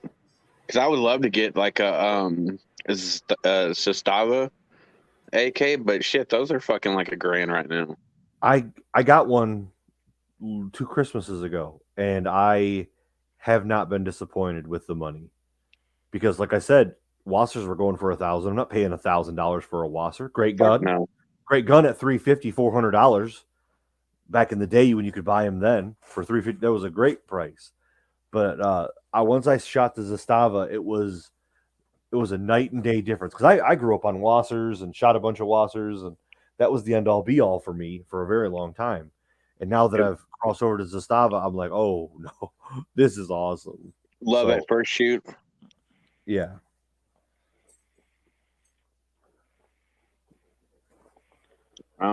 Maybe if I win the lottery, I'll buy a bunch of them. Yeah. I saw a Romanian AK today with that wire sight folding brace. The receiver was milled, but the upper looked different. The dust cover was rounded, and the charging handle was round. It looked original. Yeah. And it seems like everybody's just trying to make a bunch of money off their AKs right now. Mm-hmm. I think. I'm like, no, it's not really what it's just, it's different. Yeah, I think it's a mix of people trying to make money. I just realized I turned my camera back on. Trying to make money off their AKs again. I think it kind of went the same way as like people when they saw their surplus guns, right? We saw surplus guns shoot through the roof after a bunch of video games came out, and then supplies started drying up, and then the more Russia stuff happened, we weren't getting as much stuff from Russia, and everyone that sat there was like, oh, I got a couple fucking Mosins sitting around or whatever, Car 98s, and like, all of a sudden, like, yeah, I can go sell this for 3 times. And like, I get it, make money, like, do what you want to do, but people started doing that, and then the whole industry just kind of followed, and I think the same thing happened with AKs. Like, AKs started drying up, ARs became cheaper, so more people were buying those, not as many people were buying AKs. And then stuff happened, and AK prices started going up slowly, and then everyone was like, oh, well, this guy just got all this money for an AK. I'm going to sell my AK for this price. And then the whole industry just went, yep, AK prices. Yeah. Yep. Boom.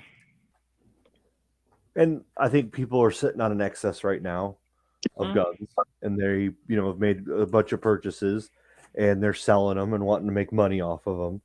Yep. And so it's just it's an inflated market. It's a weird market. So I don't know what people are buying, but I know that stuff isn't moving like it did. I know gun shops aren't as popping as they were in my area for a while. And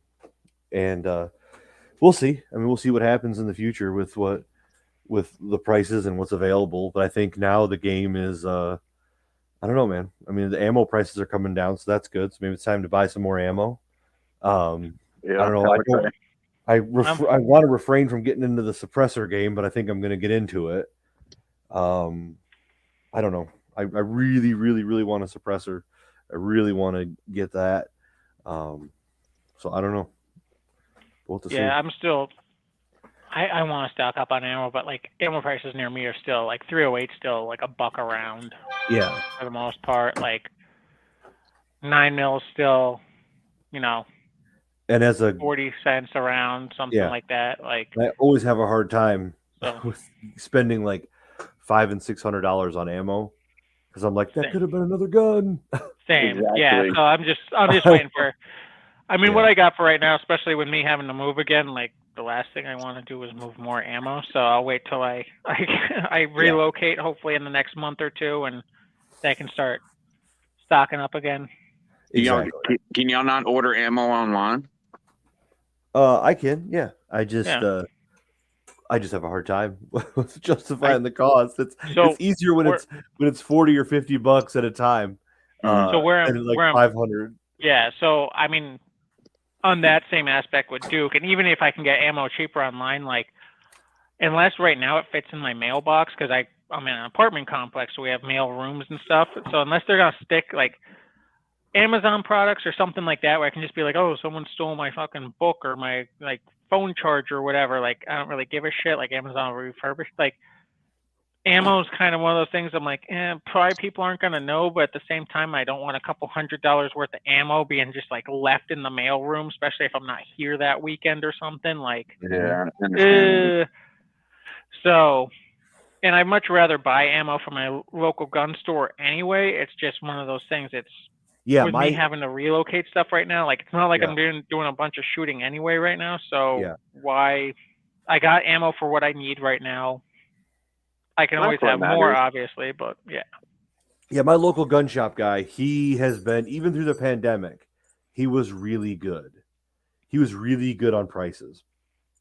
And he's really good on prices all the time. And I try to support that because if he's even close to online, I want to keep him in business. I want to keep him in business. And and he is in my area, there's a couple of good, but there's one really I'd like to go to. It's like a 2-guy shop and or 2 owners, and they do a bunch of business. They are good to people. Like I was in there one time and this truck driver was like, hey, I missed your sale last week. Is there anything you can do to help me out? And he's like, oh yeah, you were on the road? Well, sure, buddy. Like he's like, let me hook you up with the with the sale that you missed last week. And so he gave like stuff like that is how he treats his customers. Oh, that's badass. Yeah. And like all of his employees are good and they're always helping people and they're always kind. And like things like that matter to me a bunch. When like the one down the street they could care less about you. Yeah.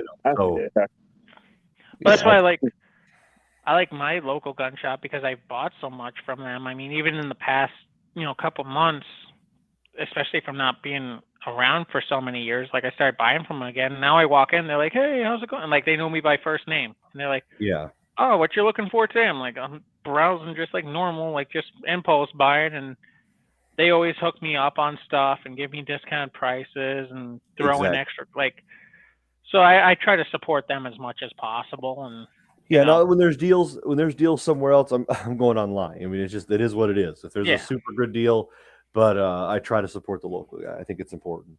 Well, I mean, if there's a deal I can't pass up on online, then obviously I'm gonna get it online, and they understand that. I mean, even when I was talking to them about AKs and stuff, like almost all their AKs are almost $1,000 because they're all like Zestavas or Wassers or whatever, like whatever brands. I know they had an Arsenal in there a while back, so like they're all more expensive AKs and stuff. And I'm like, oh man, I really want an AK. And they're like, dude, just like whenever you find one off like PSA or something, order it in. Like it's $30 to transfer. Like I did see a Ruger Ranch in 7.62 that I wanted. They had one this weekend as well, and I almost bought it. I really want it because I don't have a 308, and so that's the only reason I didn't. I don't have it was a 7.62 by 39. Yeah. So I don't have a 308 and I want to get something that's a little bit like a bigger than a 5.56, but but comparable. And in my opinion, I would have a hard time. I mean, a 7.62 and a bolt action with a nice scope and able to reach out and touch the target. That's comparable, man. So That's that really comparable. that was And- me. The reason I didn't buy it this weekend was because I want another 7.62 by 39 gun, but I was like, I already have my 308 bolt gun, Oh, okay. so I don't need a second bolt gun and a. So that's the only reason I didn't. But they are awesome guns though. Yeah, and I just it would be nice because then I'm not paying the 308 prices. Tax. Yep. I'm not paying for the 308 prices on the ammo, and it would it would scratch that itch of, hey, I need a higher powered reach out and touch rifle. But I mean I got a bunch of hunting guns and shotguns and stuff like that, so I'm mostly covered in that realm of thinking. It's just but you don't have a long range reach out and touch someone type gun, right? Or something. Right. I mean, for that and that with something I want, it was tactical or something like that. You talking about a bolt gun or a semi? Bolt. I think semi's good. I did get on a kick where I was looking at a Springfield M1A, and I was really close on that because, man, think about you. What if you ran that with your kit? What if you ran with an M1A as your primary? It's a beast of a gun, man. Put a good scope on that. How heavy is it? I mean, it's going to be a heavy gun. Yeah, they're not light. But I mean, think about the application. I just get actual environment. AR-10 and 308. That's what I have. Yeah, that's an option. Plus, if you need to, you can switch. Like that way, like the AR-15 or the AR-10, you can switch calibers. You change the upper. Yeah. But 30 cal, 30 cal 308 is pretty good.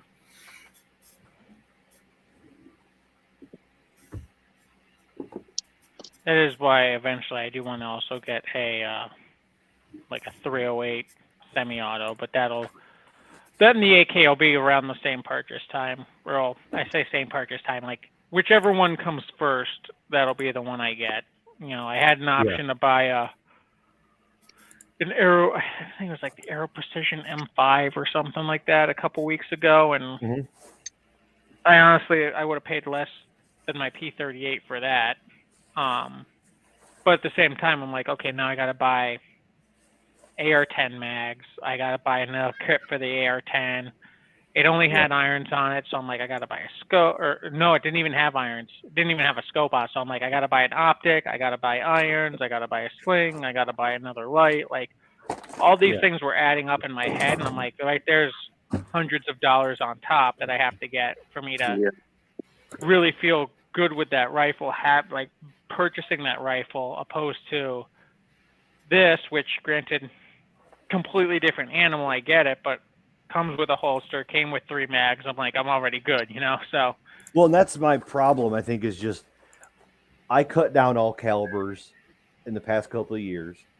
I cut down basically, aside from a few things that I have to have, 9mm 45, 5.56, 7.62, and 12 gauge. That's it. That's all I stock. And I got rid of any gun, anything else. Almost. And I just don't really want to get into a new caliber. It's not the time to do that. And I don't think I could justify the price. And I feel the same way too. Except I went ahead and got into a new caliber when I got the fucking 38 special revolvers. Right, but that's acceptable though. I find that as an acceptable round to add because it's not something you're going to get 10,000 rounds in, right? Yeah, it's not. But it's a good carry gun. It's a really good option. Like mine, to be honest, because I'm trying to consolidate calibers as much as possible. Like 308, I kind of feel is a necessity just because I want something larger than 5. Like I want something that can reach out there. And granted, I know it's not like 338 or something Gucci, but like something that's still common enough, but I can reach out distance with. So like 308, that's why I kind of went that route. But like I have my little 32 that I bought that gun for early this past year. Just because I had a box of 32. Like honestly, I'm probably gonna run that gun with that 32. I'm gonna spend the ammo I got on it, and I'm probably gonna sell it, to be honest. Like, not to knock it. It's a cool old gun, but I'm never gonna buy another 32. Like, I don't need another 32. It doesn't really fit anything that like my 380s can't do. Mm-hmm. And granted, it's a cool old gun, but I know I could sell it now, make money on it. So next time I go up to the range, I'm probably bring all the 32 ammo I have, run it through, and then go sell the thing. Not a bad idea. I obviously there's a difference between 30-06 and 308, but would the 30-06 be justifiable over the 308? Yes. Because so again, it depends on what you're running through. So like for me, every caliber I have, I want at least 2 guns in that caliber. Outside of like some of my military surplus stuff, like my Tokarev, like that. Obviously, I'm not going to find other ammo for my Nagant revolver. I'm not going to probably find another gun in that. You know, like my Argentine Mauser zombie gun build, like that. That was a one-off. I couldn't even sell that thing and probably make any money off of it. So like that's just going to be one of those things I'm probably never going to get rid of. Like outside of those guns, like that's why I want another 7.62 x 39. That's why I want an AK so bad, because I have the SKS. I'm like, I kind of need an AK. My 308 bolt gun, like I want a semi-auto 308 more battle rifle type setup. But like 30-06, like you can get some zippy, especially if you get like 30-06 black tip and stuff. Like you're talking oomph, and like you can get an M1 Garand. You can get you know, you can get some cool older rifles in 30-06. Obviously, you still have lots of bolt guns available in 30-06. 30-06 is still, I wouldn't say it's as prevalent as 308, but still very prevalent round. So, yeah, I mean, it's still definitely a viable option. Because I used to have one. I had one of those Remington fucking semi-auto 30-06s, but I sold it because it was not reliable at all, and I still have the ammo. So I'm wanting to get the Savage Access with the Aki trigger. Yep. So that's the rifle I want to get, but yeah, I think it's a good gun. I think when you talk about old bolt actions and stuff, and they're so expensive. When you get into those nice hunting rifles that have the nice wood and the nice all this, you know, aesthetics, they're like $700-800. Mm-hmm. You get an Axis for what, like $250, $300, right? Yep. Yeah. Maybe ish, you know.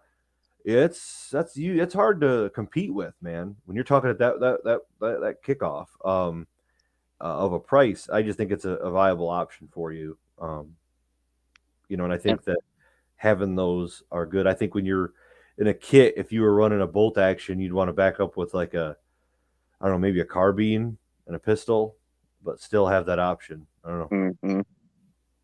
And one of these days, I will get me an M1 Garand because I've always wanted one.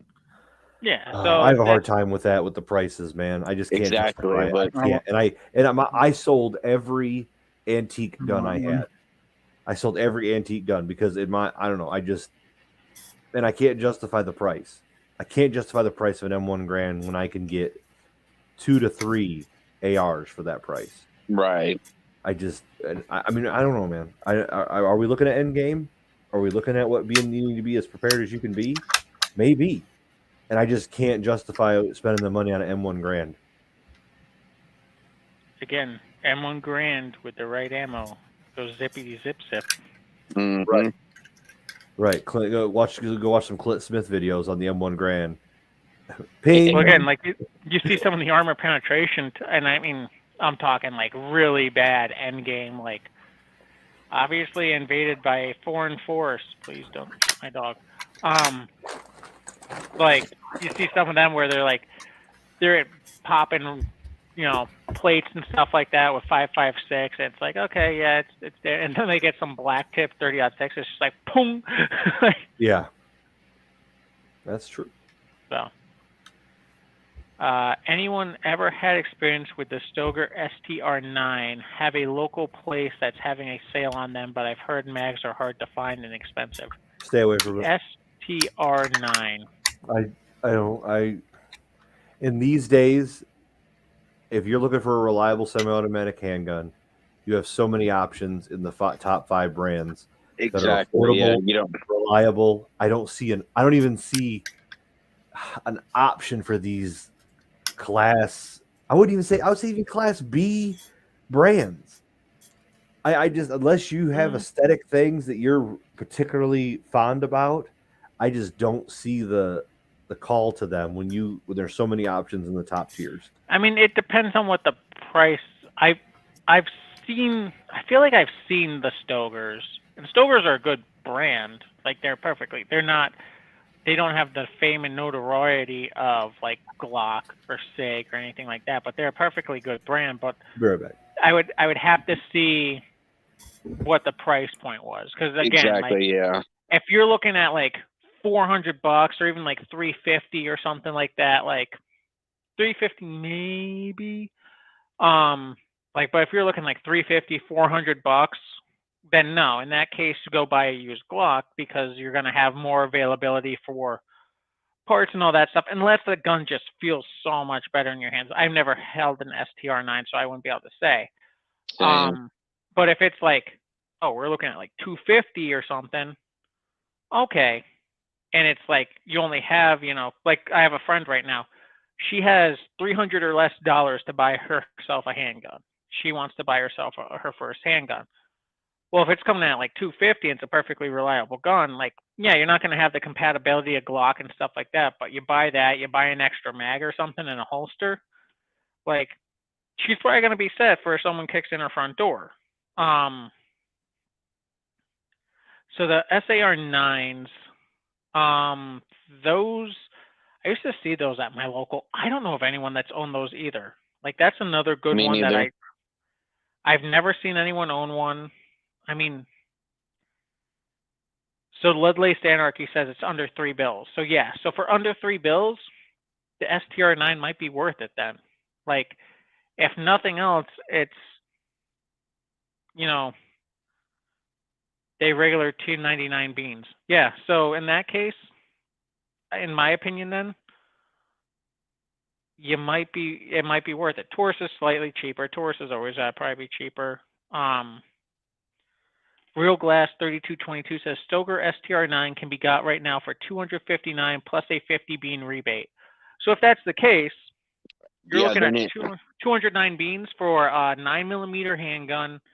That's 15 plus 1 rounds.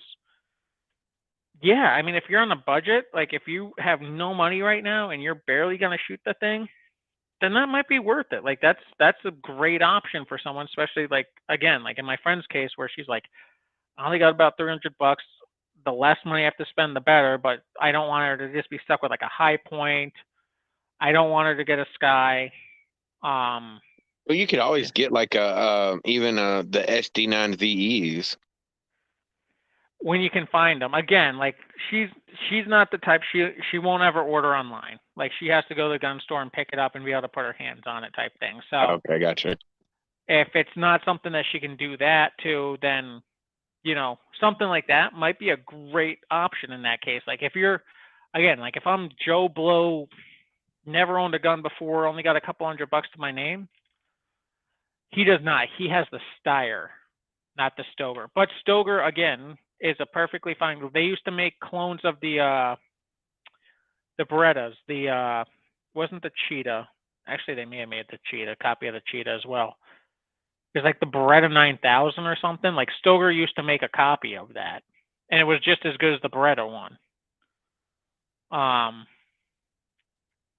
So, I mean, again, like I'd have to do my reviews on them and stuff like that. But for the price, for if they're doing $200 or just over 200 beans, like might not be. I would get it if that's all you got to spend.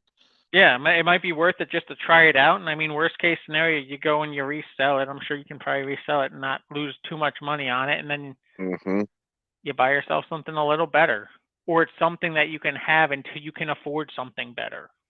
So, I'm actually looking right now. I'm gonna Google. Let's see what the Google says. Yeah, but a lot of people STR9. aren't going to want a high point lead lace just because it is a hefty gun. It's blocky. It's Yes, and it's goofy. I mean, don't get me wrong. All 4 high points, but reliable as shit. yeah, they're reliable as shit. But again, aesthetically, it's going to turn a lot of people off. And aesthetics shouldn't play into everything, but let's face it, it does. It's blockier. I guarantee that STR9, you're probably going to be able to carry better. It's heavier for people, which helps reduce recoil, but still. And you're not getting the capacity. Having the 15+1 compared to what is the 9mm C9's 10 rounds? No, I think they're maybe 10. I think they're 8 though. 8 or 10 or something like that. Yeah. Now, I will say with the high point, I just saw today that they came out with a 10mm Yeet cannon for the high point, and I'm like, I don't want to get into cool. I don't want to get into another caliber, but that's kind of cool. And then I saw the one channel, they were shooting 40 cal out of it. They're like, hey, you're probably not supposed to do this, but we're going to do it anyway. And they're just racking 40 cal through it. Fuck it, why not? I was like, that's kind of cool. Like a $200 hand cannon, that's kind of neat. But have you ever heard of a Husqvarna 380? No, I've heard of Husqvarna, but I've never heard. It's an old ass fucking pistol that looks kind of like a fucking Tokarev. Hold up, I gotta look this thing up now. My local gun store has one for 300 beans, and my opinion, they're asking 200 too many because it's in rough shape. That bitch needs new grips. It needs to be completely disassembled and cleaned and lubed. I would pass it up. Too much money for okay, hold up. So it's a Swedish Husqvarna, and that is. Didn't know if anyone's ever heard of one or seen one because I saw it and I was like, "What the fuck is that?" What caliber is it in? Is it N380? Yeah. So you know what it looks like to me, because the Tokarev is a complete copy. Well, not a complete exact copy, but it's a very loose copy of, I think it's the 1903 Colt. This looks like a 1905 Colt, which would make sense because it's Swedish. It's 1907. Okay. Yes. That's actually probably where, because it's probably a very old gun. So for them charging $300, that makes sense. I have no doubt. The condition it's in it, dude, it's fucking rough. It needs a lot of TLC. Is it just like surface rust and shit, or like? Well, from what I can tell, yes. 380. I think there's zero reason for you to buy a 380. No, I don't want it. I was inquiring about the gun itself. Yeah. No, I mean for that. So it's a collectible, and it's a copy of the 1907 Colt. So I can understand why they're charging $300 for it. Yeah, I don't knock that at all. So I mean, if you want like oddballs and kind of weird shit, but that one I came across, I was like, what the fuck is this? I didn't know Husqvarna made a fucking pistol. They do. They giant manufacturer in Sweden. They make dirt bikes. They make guns. They make a lot of shit. They're kind of like Daewoo in Korea. Mitsubishi used to be like that too. They make cars. They used to make even guns. They make like jets. It's like, oh, here's our line that makes jets, and here's our line that makes chainsaws. Like, what the fuck? This doesn't make sense. Mm-hmm. So, I just like people supporting the only gun company in Ohio. Okay, so I'm assuming that. Wait, hold up. Is Stoeger? Stoeger is not Ohio, is it? Is it? Fuck, I don't know. Let's see here. What's up, Shara? Maryland, it says. Stoeger Industries is Maryland. I think High Point's in Ohio. Oh, yeah. Okay, yeah, you might be right on that. Oh, High Point might be Ohio. Yeah, Agonizer says, I have a Husqvarna Mauser Action 270. Yeah. Yeah, they made lots of weird shit. So, again, like if you're looking for a CNR, or well, I say CNR, because my CNR license. But if you're looking for a collectible or a milsurp or something, yeah, that's perfectly good. I mean, I guarantee the fucker runs. It's a 1907 Colt design. I guarantee it runs fine. The action felt great. I racked it several times. It felt fine, but like the safety on it was, I mean, you really had to force that fucker to, actuate. And the grips look like they are made out of old like driftwood and shit that just falling apart. They probably are. It was probably like left in a crate or something in like the snow for years. Fucking driftwood. You're a driftwood. Can you imagine all the arms that are still locked up in Cosmoline from post World War II in Russia? Right. If we could get our hands on that, oh shit, dude. The factories and the warehouses of all the stuff. But they might need it. Crazy. Well, that's the thing. They're breaking them out now to fight the Ukrainians. Yeah, they broke out some water-cooled, belt-fed machine guns on wheels. Those Vickers? Yeah, the old Vickers, or not the Maxim guns. Yeah. Okay, yeah. Because those were chambered at a bunch of different calibers back in the day, and the ones for Russia were chambered in 7.62 by 54R. So like 7.62 by 54R is still widely used in the Well, a lot of those Eastern Bloc militaries, because your SVDs, your Dragunovs, like your PSLs, your PKM machine guns, those all still run 7.62 by 54R. Your Mosins, like. Well, they were giving the Mosins out to the pro-Russian areas of Ukraine, to all the guys there, and because they were just doing like basic policing of people, and it wasn't like a bunch of like sustained combat. From what I saw, they're running around with Mosins. Yeah, I saw guys running around with like DPMS 28s, the ones with the big dinner plate on the top. Yeah, I mean, I saw Iraqis with Mosins. I'm not lying. Straight up. Jesus. Yeah. So I mean, it wouldn't be my first choice, but it's still a very effective rifle.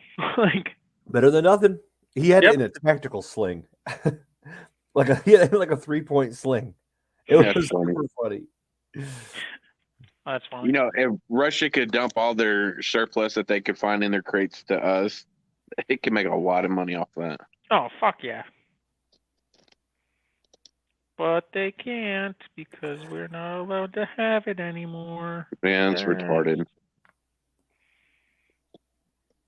But, well, folks, it's holy shit. It's been going for almost 2 hours now. I was not expecting to go this long, but we have 17 viewers right now. That's crazy. I think that's probably the highest we've had in a very long time. So I think we're probably gonna pull this to a wrap. I gotta still go finish dinner. So. But thank you all for showing up. We will keep this going in the following weeks, as I said, with me moving and stuff. I just gotta figure out logistics, but I should still be getting this running every Tuesday. So yay. And if you got suggestions, drop them down below or fire them over on Discord, send me a message, whatever. But hope you all have a good one and look forward to seeing you on other chats. Later. Later, y'all. Yeah, I look forward to the Tuesday